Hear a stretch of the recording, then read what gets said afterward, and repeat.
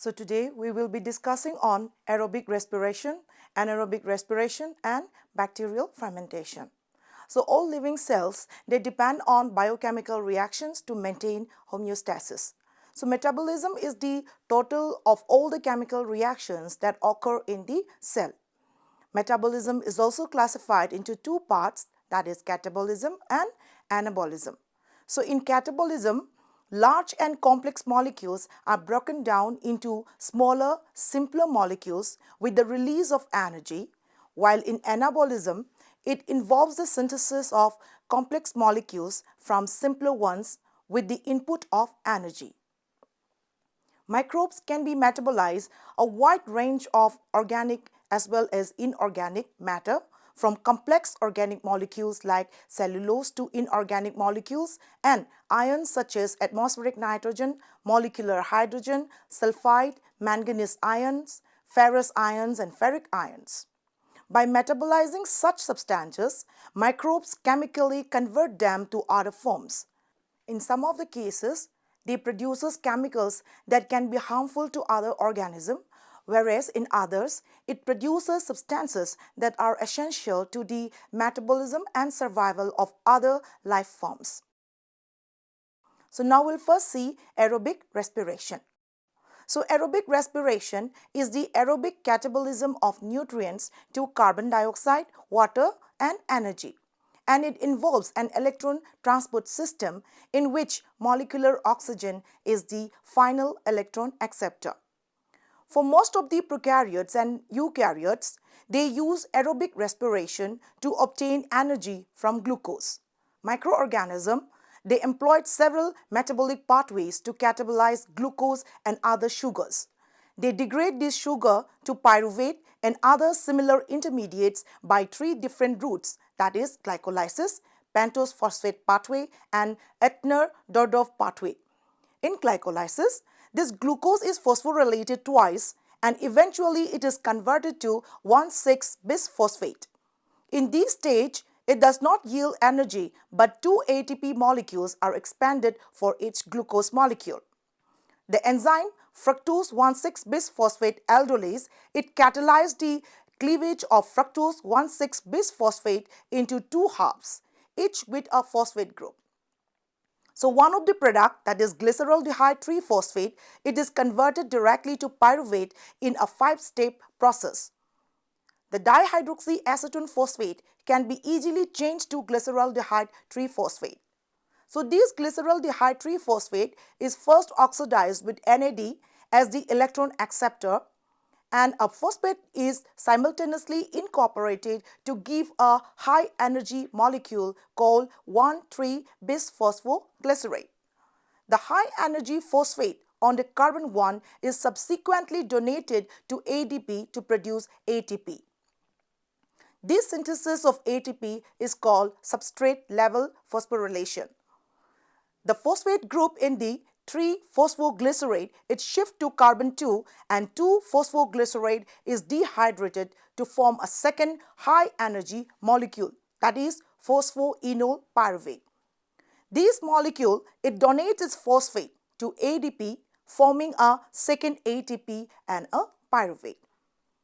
So the glycolytic pathway, it degrades one glucose to two pyruvates. The second pathway, that is the pentose phosphate pathway, it can take place either aerobically or anaerobically. This pathway, it starts with the oxidation of glucose 6-phosphate to 6-phosphogluconate, followed by the oxidation of 6-phosphogluconate to the ribulose 5-phosphate and a carbon dioxide. So NADPH is produced during the oxidation. Further, ribulose 5-phosphate is then converted to a mixture of 3 through 7 carbon sugar phosphate.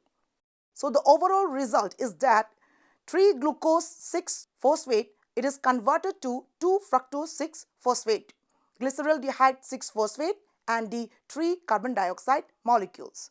Further, the intermediates that are formed in this pathway can be used in two ways. That is, fructose 6-phosphate can be changed back to glucose 6-phosphate, while glyceraldehyde triphosphate is converted to pyruvate by the use of glycolytic enzymes. And this results in the complete oxidation of glucose 6-phosphate to carbon dioxide and the production of a great deal of NADPH. The next pathway is the third pathway, that is the Ettner-Dordorf pathway. And this pathway, it starts with the formation of glucose 6-phosphate and 6-phosphogluconate. Further, this 6-phosphogluconate is dehydrated to form 2-keto-3-deoxy-6-phosphogluconate. So this 2-keto-3-deoxy-6-phosphogluconate is then cleaved by the 2-keto-3-deoxy-6-phosphogluconate aldolase to pyruvate and glyceraldehyde triphosphate.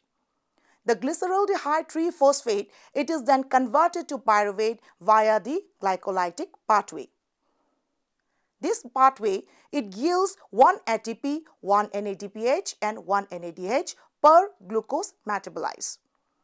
The Ettner-Dordorf pathway is found in Pseudomonas, Rhizobium, Azotobacter, etc. Now we'll come to the formation of acetyl-CoA through the transition reaction. The transition reaction, it connects the glycolysis to the citric acid cycle, which is also called the Krebs cycle, through a process called oxidative decarboxylation.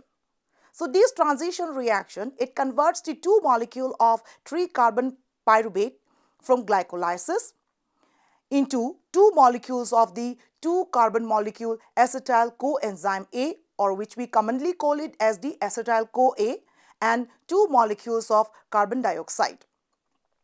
The 2 molecules of acetyl-CoA, it then enter the citric acid cycle. The 2 NADH molecules that are produced carry electrons to the electron transport system for further production of ATPs by the oxidative phosphorylation.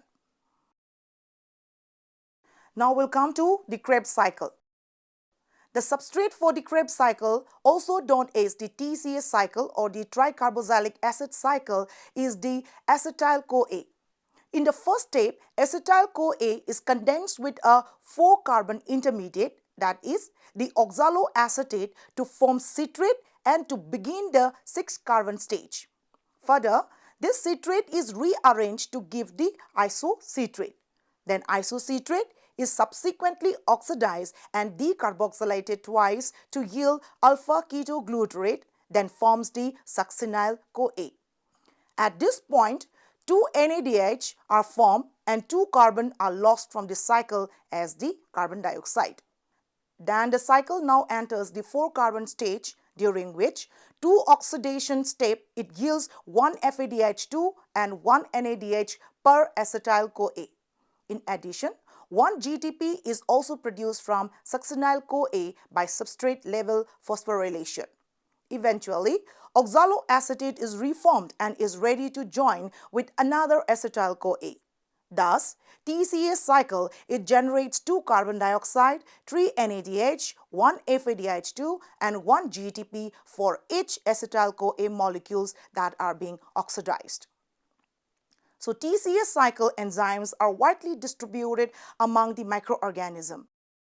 The cycle is functional in many aerobic bacteria, free-living protozoa, and most algae and the fungi.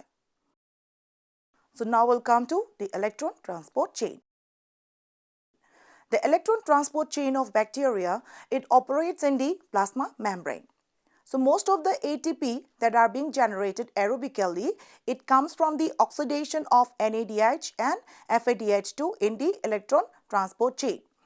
So electron transport chain is composed of a series of electron carriers that operates together to transfer electrons from donors like the NADH and FADH2 to acceptors such as oxygen. The electrons, it flows from the carriers with more negative reduction potential as to those with the more positive potential, and eventually it combines with oxygen and hydrogen ions to form water. Bacterial electron transport chain, they vary in their electron carriers, example in their cytochromes, and are usually extensively branched. Electrons often enter at several points and they leave through several terminal oxidases. Bacterial electron transport chains are usually shorter and possess lower phosphorus to oxygen ratio than mitochondrial electron transport chain. The coenzyme Q, which is also known as ubiquinone, it carries an electron and donates them to both the branches. But the branches it operate under different growth condition. The cytochrome D branch shows very high affinity for oxygen and it operates at low oxygen level usually when the bacterium is in the stationary phase of growth. So this branch is not as efficient as the cytochrome O branch because it does not actively pump the protons to the periplasmic space. The cytochrome O branch, it shows moderately high efficiency for oxygen and it operates at high oxygen concentration. This branch operates normally when the bacterium is in the log phase of its growth, that is when the bacteria is actively growing and actively pumps the protons in the periplasmic space. So now we'll come to the anaerobic respiration.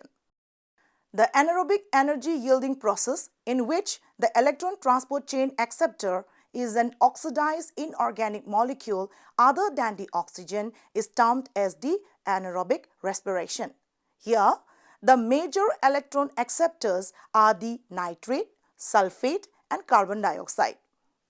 Some of the bacteria can use nitrate as the electron acceptor at the end of the electron transport chain and produce ATP.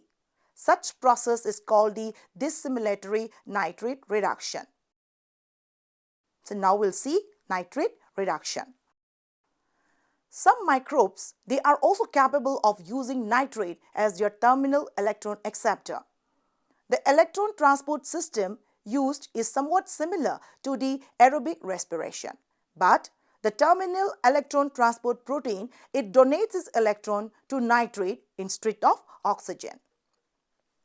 Nitrate reduction in some species such as E. coli is a 2-electron transfer where nitrate is reduced to nitrite by nitrate reductase, which replaces the cytochrome oxidase. Now we'll see denitrification. So denitrification is an important process in agriculture because it removes the nitrate from the soil. So nitrate is a major source of nitrogen fertilizer in agriculture. Almost 1/3 the cost of some types of agriculture is in nitrate fertilizer. The use of nitrate as a respiratory electron acceptor is usually an alternative to the use of oxygen. Therefore, soil bacteria such as Pseudomonas and Bacillus use oxygen as the electron acceptor if it is available and does not use nitrate. E. coli utilizes nitrate as well as fumarate as the respiratory electron acceptor and so it may be able to continue to respire in the anaerobic intestinal habitat. Nitrite, the product of nitrate reduction, is a highly oxidized molecule and they can accept up to 6 more electrons before being fully reduced to nitrogen gas. Microbes such as Paracoccus species, Pseudomonas strugeri, Pseudomonas aeruginosa and Rhodobacter sphaeroides are able to reduce nitrate to nitrogen gas. So this process is carefully regulated by the microbe since some of the products of the reduction of nitrate to nitrogen gas are toxic to metabolism. So now we'll come to fermentation. So fermentation is the enzymatic decomposition and utilization of foodstuff, particularly carbohydrates, by microbes. It is also an energy yielding process in which organic molecules serve as both the electron donors and the acceptors. In microbial fermentation, NADH is oxidized to NAD and the electron acceptor is either pyruvate or a pyruvate derivative. There are different types of fermentation. First, a type of fermentation known as alcoholic fermentation. It involves the conversion of sugar to ethanol and the carbon dioxide. In this type of fermentation, pyruvate is decarboxylated to acetaldehyde, which is then reduced to ethanol by alcohol dehydrogenase with NADH as the electron donor. Further, lactic acid fermentation, it involves the reduction of pyruvate to lactate. Here, lactic acid fermenters can be classified into two. The first one is the homolactic fermenters and the second one is the heterolactic fermenters. So these homolactic fermenters, they use the glycolytic pathway and directly reduce almost all the pyruvate to lactate with the enzyme lactate dehydrogenase. While heterolactic fermenters, they form a substantial amount of product other than lactate. Another fermentation type is the formic acid fermentation. In this type of fermentation, bacteria, it metabolizes pyruvate to formic acid and other products. Further, formic acid may be converted to hydrogen and carbon dioxide by formic hydrogenylase. There are two types of formic acid fermentation: mixed acid fermentation and the butanediol fermentation. Mixed acid fermentation, it results in the exertion of ethanol and a complex mixture of acids such as acetic, lactic, succinic and formic acid. While in butanediol fermentation, pyruvate is converted to acetone, which is then reduced to 2,3-butanediol with NADH. A large amount of ethanol is also produced together with smaller amounts of acid that are found in the mixed acid fermentation.